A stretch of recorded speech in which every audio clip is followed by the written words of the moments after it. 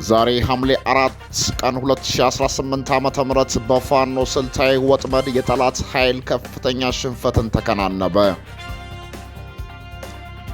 በወሎ ቤተ አማራ ቀጠና በላስታና በጋዞ ወረዳዎች በተካሄደው ከፍተኛ ወታደራዊ ግጭት የአማራ ፋኖ የጠላት ኃይልን በመደምሰስ አንጸባራቂ ድል ማስመዝገቡ ተገለጸ።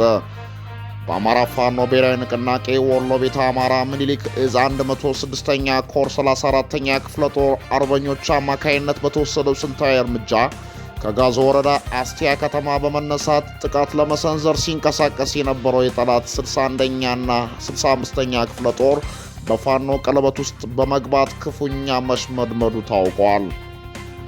ግጭቱ በተለይም በጓጓላ ማርያም በስናጭራ መድኃኔዓለምና በዋሮ አካባቢዎች የተካሄደ ሲሆን የፋኖ አርበኞች የጠላት ኃይልን የጦር ሜዳ ስልት በመቆጣጠር ጀርባውን ወደ ገደል እንዲያደርግና ማምለጫ መንገዶችን በመዝጋት አቅጣጫ እንዲያጣ አድርጎታል።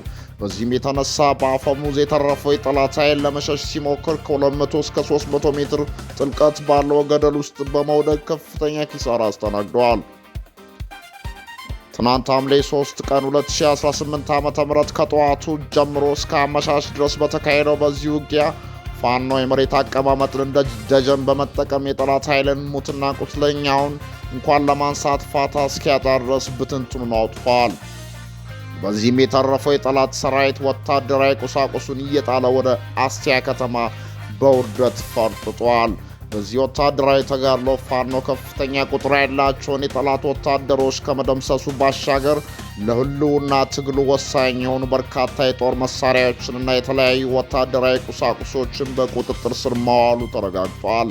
ፋኖን ለመክበብና ለመምታት በሚል በከባድ መሳሪያ ታግዞ ሲንቀሳቀስ የነበረው 2 ክፍለ ጦር ሙሉ ሰራዊት በፋኖ ስልታዊ ወጥመድ በመውደቁ ለተመኘው የትግል ዓላማ የላቀ የበላይነት ማረጋገጫ ሆኗል።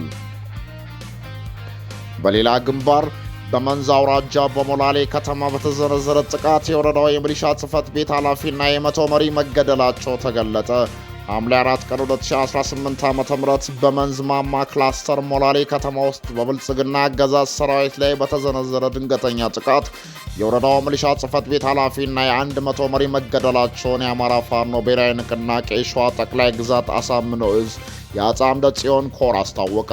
የኮሩ ሚዲያና ኮሚኒኬሽን ባወጣው መግለጫ መሰረት ዛሬ ሐምሌ 4 ቀን 2018 ዓ.ም ሌሊት የአፄ ምኒልክ ክፍለ ጦር ቃኞች ወደ ሞላሌ ከተማ ሰርጎ በመግባት በወሰዱት የማይዳገም እርምጃ የሚሊሻ መቶ መሪ የሆነውን ኃይሉ ከፈለውን እስከ ወዲያኛው ሸኝቶታል። በዚሁ ጥቃት በሌሎች ያገዛዙ ሰራዊት ላይም ከፍተኛ ጉዳት መድረሱ ተገልጿል።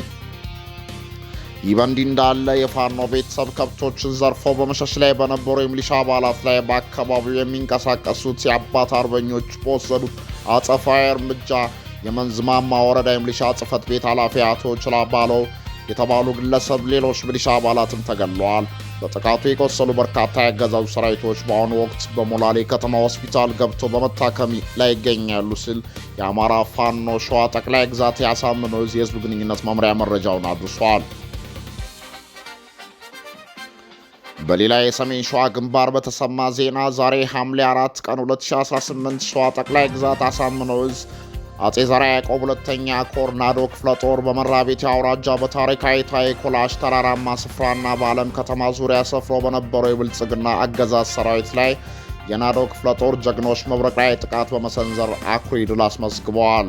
ዛሬ ከሌሊቱ 10 ሰዓት ጀምሮ በላይ ቤት ኮላሽ ሰራራ ላይ የገባው የክፍለ ጦሩ ሻለቃ የጠላትን የቁም ምሽግ ሙሉ በሙሉ በመበተን አካባቢውን በቁጥጥር ስር በማድረግ በተጨማሪም በዞማ ዙሪያና ከዓለም ከተማ መውጫ በአከያ መስክ ላይ የሰፈረውን የጠላት ኃይል ሌላኛው የክፍለ ጦሩ ሻለቆች በቅንጅት ተቆልፎ በተያያዘ ሲሆን በተደረገው የጨበጣ ውጊያ የጠላት ጦር ክፉኛ ተመቷል።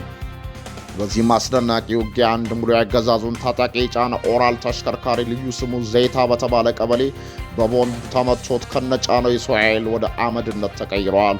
ሽንፈቱን ተከትሎ ከፌጥራ እስከ ዓለም ከተማ ያለውን ጥምር ኃይል በማንቀሳቀስ የኮላሹን ኃይል ለመታደግ የሞከረው የጠላት እቅድ በዓለም ከተማ አቅራቢያ በተጣለበት አስደንጋጭ ደፈጣ መክነዋል።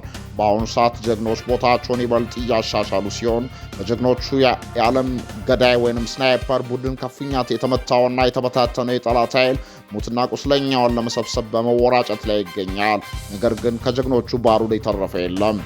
የጠላት ኃይል በኮላሽ ተራራማ ቦታ ከአመራሮች ጋር ሙሉ በሙሉ በሚባል ደረጃ የተደመሰሰ ሲሆን የሚከተሉት ወታደራዊ ቁሳቁሶችና የጠላት ኃይል በጀግኖች ቁጥጥር ስር ውለዋል።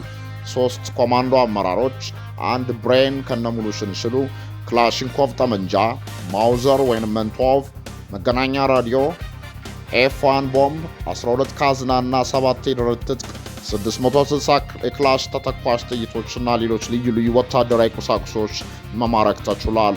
በጀግናው ናዶ ክፍለ ጦር ክንድ የደረሰበትን ከባድ ኪሳራ መቋቋም ያልቻለው የአገዛዙ ኃይል በተለመደው ሽንፈት ባህሪው ዙ 23 እና ሞርተር በመጠቀም በንጹሐን አርሶ አደሮች መኖሪያ ቤቶችና ንብረቶች ላይ የበቀል ጥቃት በመሰንዘር ላይ ይገኛል። ኮሩ ከግንባር ያደረሰው መረጃ እንደሚያመለክተው አሁን የተጀመረው ስልታዊ ማጥቃት ተጠናክሮ የሚቀጥል ሲሆን ጠላትን በእያንዳንዱ ምሽግ የመቅበሩ ስራ ይቀጥላል ሲል ገልጿል። ሌሎች ተያያዥ ዝርዝር መረጃዎችን በሚደርሱን ሰዓት ይዘን የምንመለስ ይሆናል። መረጃው የሸዋ ጠቅላይ ግዛት አሳምነው ህዝብ ግንኙነት መምሪያ ነው። ከዚህ ጋር ተያይዞ የአማራ ፋኖ ብሔራዊ ንቅናቄን ለማጠናከር ለሚደረገው ርብርብ ዛሬ ሐምሌ 4 ቀን 2018 ዓ.ም የእዙ ከፍተኛ አመራሮች ክፍለ ጦሩ በተሰማራበት የግዳጅ ቀጠና ላይ በመገኘት የተሳካ ውይይት ማድረጋቸው ተሰምቷል። የአማራ ፋኖ ብሔራዊ ንቅናቄ ሸዋ ጠቅላይ ግዛት አሳምነው ዕዝ የመሐመድ ቢሆነኝ ኮር የወንዶ አስቻለው ደሴ ክፍለ ጦር የግዳጅ ቀጠና ላይ ከተሰማሩ የክፍለ ጦሩ አመራሮችና የሻለቃ አዛዦች ጋር በመንዝና ግሼ አውራጃ ውጤታማ ውይይት ተካሄደ። በውይይቱ ላይ የአሳምነው ዕዝ ከፍተኛ አመራር አርበኛ አዶናይ አበበ፣ አርበኛ ዳመነው ወርቁን ጨምሮ ሌሎች የዕዙ መሪዎች የተገኙ ሲሆን በዋናነት የሸዋ አንድነት ወቅታዊ የትግል ሁኔታ፣ የአገሪቱን የኃይል አሰላለፍ፣ በሰራዊቱና በህዝቡ መካከል ሊኖር ስለሚገባው ግንኙነት ሰፊ ውይይቶች የተደረጉ ሲሆን በመጨረሻም የትግሉን አሁናዊ ቁመና በመገምገም በቀጣይ ክፍለ ጦሩ መከናወን ስላለበት ዋና ዋና ተግባራት ላይ በጋራ በመምከር ወሳኝ ግዳጅ አቅጣጫዎችን በማውረድ ውይይቱ በስኬት ተቋጭቷል ተብሏል። ለዛሬ ያዝናቸው መረጃዎች ይመስሉ ነበር። ቻናላችንን ሰብስክራይብ በማድረግ ቤተሰብ መሆኑ እንዳይረሳ። መልካም ጊዜ፣ መልካም ቆይታ።